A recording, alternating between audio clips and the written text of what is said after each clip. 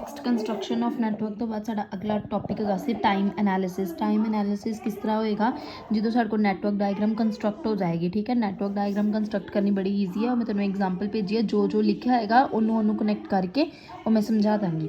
तो time analysis calculate करना है कि कितना टाइम लगता है। ठीक है, साडे को दो फेसिस है, एक फॉरवर्ड पास एक बैकवर्ड पास। उस तो बाद कंप्लीट करने तो बाद आपाने फ्लोट्स निकालने होंगे, टोटल फ्लोट तो फ्री फ्लोट। ठीक है, पहले यह दो चीज़ें आप सॉल्व करांगे यहाँ तक। ठीक है, सो टाइम एनालिसिस करने हमें कुछ बेसिक सी टर्म्स पता होनी चाहिए। इसमें है कि TIJ, इसका मतलब होता है estimate completion time of activity IJ। मतलब I और J को कंप्लीट करने के लिए एस्टिमेट टाइम क्या होता है, मतलब वो जो हमें एजिस के ऊपर वेट गिवन होते हैं या कॉस्ट गिवन होती है उसको हम बोलते हैं estimate completion time of activity. ठीक है, उससे पहले कंप्लीट हो जाए पता नहीं। ESIJ earliest starting time of activity. अब कहने का मतलब है अर्लीस्ट स्टार्टिंग टाइम, मतलब कि अर्लीस्ट स्टार्टिंग टाइम में वो टाइम आएगा जब यहाँ से एक्टिविटी स्टार्ट होती है, ये वाला। ठीक है, फिर earliest finishing time of activity, मतलब कि जो फिनिशिंग टाइम होएगा एक्टिविटी का उसको हम बोलेंगे EFIJ। इसके साथ डिनोट करते हैं। ये दोनों टर्म्स हम यूज़ करते हैं किस में, फॉरवर्ड पास में। दो टर्म्स हम यूज़ करते हैं बैकवर्ड पास में, एक होती है LSIJ और एक होती है LFIJ, latest starting time of activity. ठीक है, और latest finishing time of activity, ये दो टर्म्स हम यहाँ पे यूज़ करेंगे। ठीक है, बैकवर्ड पास में।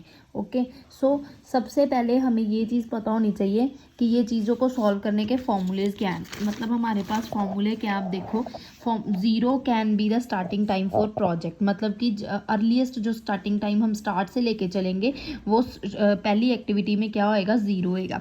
फिर होता है EFIJ। EF का मतलब होता है EFIJ मतलब टोटल EF में बताया था हमने अर्लीस्ट फिनिशिंग टाइम ना, तो मतलब कि हमारा फिनिशिंग टाइम क्या है। ठीक है, तो वो किसके इक्वल है, ESIJ प्लस TIJ। ESIJ मतलब स्टार्टिंग टाइम प्लस जो हमारा वेट है टोटल अर्लीस्ट, मतलब कि अगर मेरे पास यहाँ से ये है, ठीक है, यहाँ पे अर्लीस्ट टाइम मेरा क्या आएगा, 0, और यहाँ पे अगर 4 है तो टोटल मेरा फिनिशिंग टाइम EFIJ क्या बन जाएगा, 0 + 4 4 पहली एक्टिविटी के लिए।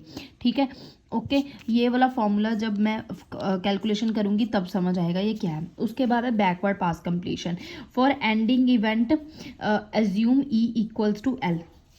इसमें क्या होता है, इसमें हमने पीछे से चलना होता है। ठीक है, तो ये फॉर्मूले बस एज इट इज़ लर्न करने हैं, इसकी कैलकुलेशन अभी हमें सम में यूज़ होगी तब पता चलेगी।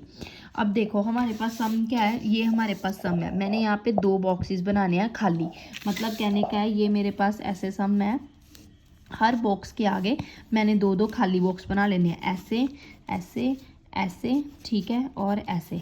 ठीक है, नीचे वाले बॉक्स को मैं लिखूंगी अर्लीस्ट टाइम, ठीक है, और ऊपर वाले बॉक्स को लिखूंगी लेटेस्ट टाइम। वो भी पता चल जाएगा लेटेस्ट स्टार्टिंग टाइम एक्टिविटी का कैसे कैलकुलेट करते हैं।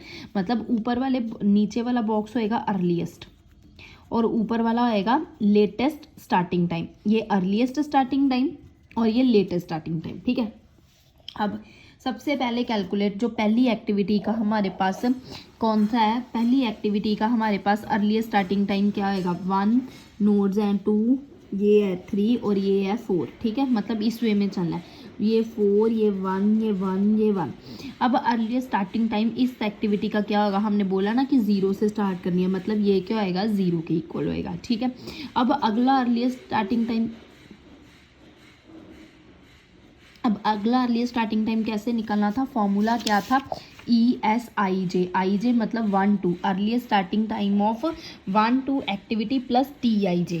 ठीक है, ये 1 और 2 एक्टिविटी, ये 1 और 2 एक्टिविटी का अर्लीस्ट स्टार्टिंग टाइम क्या था हमारे पास, 0 प्लस TIJ। TIJ हमारे पास क्या है, 4, तो 0 + 4 ये बन गया 4। ठीक है, ओके, ये इसके लिए कैलकुलेट हो गया। उसके बाद नेक्स्ट अब 3 के लिए कैसे कैलकुलेट होगा, वही फिर से 0 प्लस ESIJ मतलब 1 2 एक्टिविटी प्लस TIJ 1 2, अब 1 और 3 एक्टिविटी है। ठीक है, और ये अब प्लस 0 + 1 यहाँ आया 1। ओके, ये हो गया। ठीक है, इतना निकल गया। अब नेक्स्ट टर्न आती है इसकी, यहाँ पे ये कैसे सॉल्व होएगा, ठीक है। इसमें से हमें क्या फाइंड आउट करना है, ईजे, मतलब यहाँ पे एक तरीके से हमने जब ये टाइम फाइंड आउट करना है तो हमें इन दोनों में से देखना पड़ेगा कि यहाँ पे किसका टाइम आएगा, ठीक है।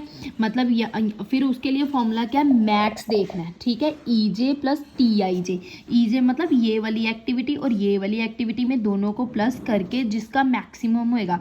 यहाँ 4+1 कितना है 5 और यहाँ 1+1 कितना है 2, तो यहाँ पे हमारा चूज होएगा 5, ठीक है।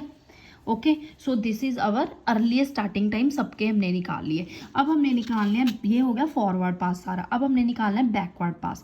बैकवर्ड पास के लिए यहाँ पे उसने एक लाइन लिखी थी, एज्यूम करना है हमें, क्या एज्यूम करना है, E इक्वल्स टू एल है, E इक्वल्स टू एल, ठीक है। मतलब कि earliest equal to latest finishing time.